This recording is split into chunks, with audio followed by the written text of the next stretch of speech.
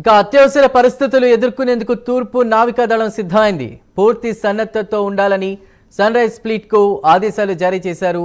ENC chief Pendharkar పరిస్థితి సమీక్షించారు. యుద్ధ నౌకలు, సబ్ మెరైన్లలో పనిచేసే సిబ్బందికి సెలవులు రద్దు చేశారు. Air craft carrier Vikrant Arabia సముద్రంలో మోహరించింది.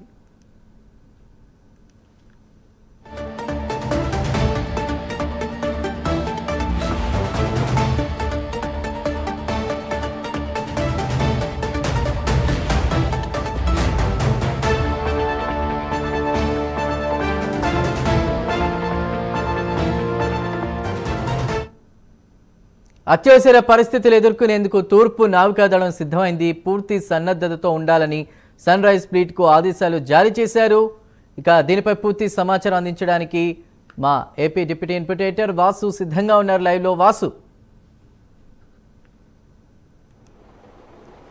చందు, ఉగ్రవాదుల దాడి తదనంతరం దేశంలో మారుతున్న పరిణామాల నేపథ్యంలో తూర్పు నావికాదళం కూడా అన్నిటికీ కూడా సిద్ధంగా ఉన్నట్టుగా ప్రకటించింది.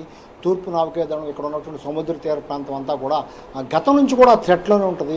ఇప్పుడు మారిన పరిస్థితుల నేపథ్యంలో ఇతర దేశాల నుంచి కూడా ఉగ్రవాదులు వేరే విధంగా దాడి చేసే అవకాశాలని కూడా నిఘా వర్గాల హెచ్చరిక నేపథ్యంలో తూర్పు నావికాదళం కూడా మొత్తం కూడా సన్నద్ధమైంది. ఎటువంటి పరిస్థితులను ఎదుర్కొనేందుకైతే సన్నద్ధమైంది. నావికాదళం సంబంధించినటువంటి ఉన్నతాధికారులు మొత్తం సన్ రైజ్ ఫ్లీట్లో ఈ విషయాలు కూడా చర్చించడం జరిగింది. ఎనీ టైం ఏదైనా ఎదుర్కొనేందుకు, ఎటువంటి పరిస్థితులను ఎదుర్కొనేందుకు వాళ్ళంతా కూడా సిద్ధంగా ఉన్నాం కూడా చెప్పడం జరిగింది. అంతేకాకుండా అత్యవసరంగా ఉన్నటువంటి సెలవును కూడా రద్దు చేయడం జరిగింది. మొత్తం సబ్మెరీన్ అయితేనే లేకపోతే యుద్ధ విమానాల్లో చేసేవాళ్ళు మొత్తం వీళ్ళందరూ కూడా సెలవులు కూడా రద్దు చేయడం జరిగింది. ఎటువంటి పరిస్థితులను ఎదుర్కొంటే సిద్ధమని తూర్పు నావికాదళం అధికారులు అయితే ఇప్పటికే ప్రకటించడం జరిగింది. మరోవైపు ఇక్కడ ఉన్నటువంటి పాకిస్తాన్కి సంబంధించినటువంటి వీసాలు కూడా రద్దు చేస్తున్నట్టుగా కూడా కలెక్టర్ ఆదేశాలు ఉంది. భారత ప్రభుత్వం ఆదేశాల మేరకు ఎల్లుండి 27వ తేదీ వరకు కూడా మొత్తం పాకిస్తాన్లందరూ కూడా ఇక్కడ దేశం విడిచి వెళ్ళిపోవాలని కూడా కోరటం జరిగింది. అదేవిధంగా కొత్త వీసాలు కూడా ఇక ఇవ్వబడి కూడా ప్రకటించడం జరిగింది.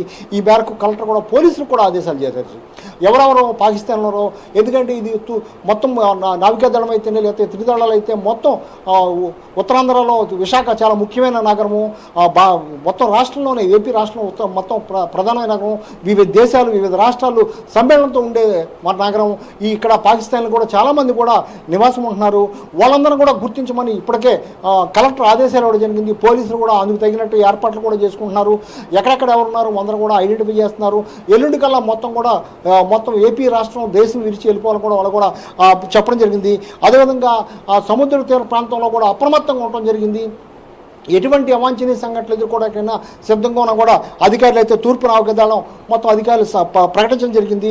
అదేవిధంగా పరిస్థితిని మొత్తం కూడా ఈఎన్సీ పెందార్కర్ మొత్తం సమీక్షించారు. అందరితో కూడా మాట్లాడారు. నేవీ ఉద్యోగులు మొత్తం ఎవరెవరు ముఖ్యమైన ఉన్నారో అందరూ కూడా చర్చించడం జరిగింది.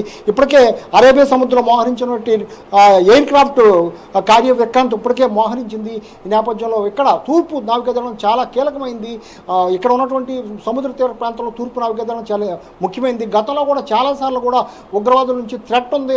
విశాఖ నగరం మహానగరానికి కూడా గతంలో కూడా చాలాసార్లు హెచ్చరికలు రావడం జరిగింది. కానీ ఇప్పుడు దేశంలో మారుతున్న పరిస్థితులు ప్రధాని ప్రకటించిన ప్రకటన ప్రకారం అయితే మొత్తం మారుతున్న పరిస్థితుల నేపథ్యంలో తూర్పు నావికాదళం సర్వం సిద్ధం, దేనికైనా సిద్ధం అని కూడా తూర్పు నావికాదళం అధికారులు అయితే మొత్తం సిద్ధమవుతున్నారు.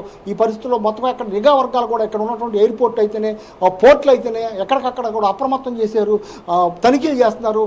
మొత్తం అనుమానం వచ్చిన వాళ్ళు అందరూ కూడా అదుపులోకి తీసుకుంటున్నారు. ముఖ్యంగా పాకిస్తాన్కి సంబంధించి ఎవరన్నా సరే వాళ్ళు దేశం విడిచి వెళ్ళిపోవాలని కూడా హెచ్చరించడం జరిగింది.